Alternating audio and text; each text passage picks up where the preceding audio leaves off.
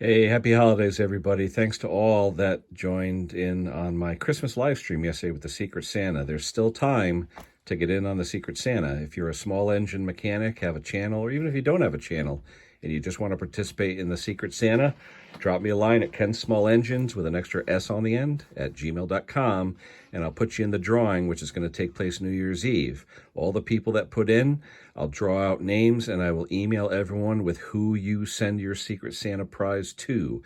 $25 limit. It's got to be small engine related. Hopefully something a small engine shop would like. Like I said, don't need to have a channel. It'd be nice if you did. Otherwise, if you're just a small engine guy and you want to take advantage of having a Secret Santa gift, email me. All right, on the bench, we've got this 350. This is just a primer because I'm missing a part. And those that know these 350s know what part went bad. This saw, I was told that he lent it to somebody, brother-in-law, somebody like that, and it seized up on him, and it seized good.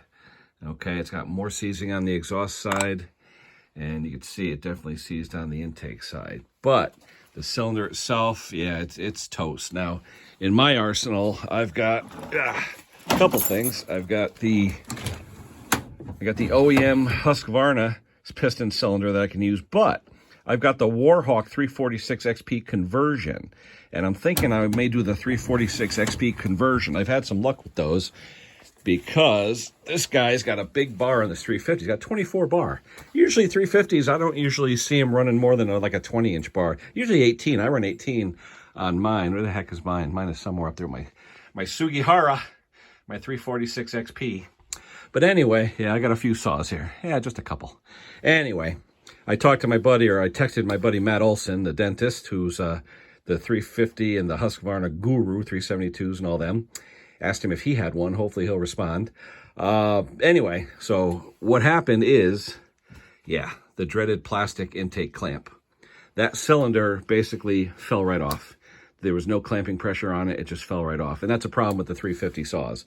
They have the plastic clamp. They designed a metal clamp afterwards that corrects the problem, but the people that own these 350s and 340s and even I think the 346 XP, they all, that series of saw, if you have the plastic clamp on it, especially on the 350s, it will lean out, suck air, and you'll score. I was thinking the guy maybe straight gassed it. He swears he didn't, and you know, as evidenced by that plastic clamp, yeah, he didn't straight gas it. He just had the plastic clamp and he didn't know it. A lot of homeowners don't know it. So that's a tip. Two things on these 350s in this series. If you're going to buy one of these saws, two things.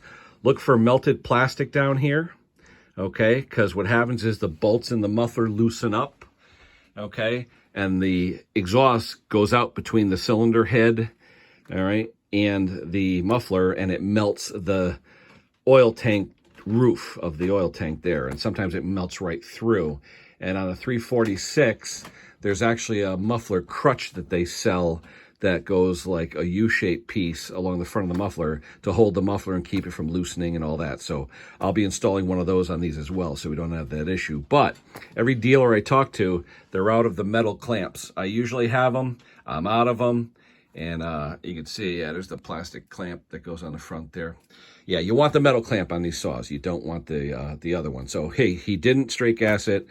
I've got piston and cylinder, but we'll see if I can get a clamp for it. So as soon as I get a clamp, I'll come on with a part 2 of this thing. We're going to clean this thing up. We're going to take the piston out. We're going to seal it back up real quick. Clean it all off because it's pretty dirty. I don't look like working on dirty saws. We will put the piston and cylinder on it, put the clamp on it when that comes, and then we'll pressure and vac test it to make sure the seals are still good. This one, I believe, is a 2003, but instead of tearing it right apart, I'm going to do a pressure vac test. If I'm getting any leaks, fine. Right now, I know the guy wants a saw, and just putting on the piston cylinder on top of these things the way they are designed is simple. So I'm going to do that first, check for leaks and see what happens, and hopefully he'll be able to cut some wood. If there's any minute vacuum or pressure leaks, I'll tear it down to clamshell and we'll replace them. But at this point, we'd like to get it back to the owner. So anyway, happy holidays to everybody who watches my videos and enjoys them. And if you're not subscribed, please do, because it does help. Like the videos, it does help my channel. And hopefully we'll get a clamp from somewhere, and we'll throw on that Warhawk 346 XP conversion piston cylinder, and we'll go from there. And then next up, I have a 455 Rancher I got real cheap because it was straight gassed, and I'm going to do the Duke's coated pop-up piston on that because the cylinder is good, and we'll go from there. So thanks, everybody. Have a great holiday, and we'll talk to you soon.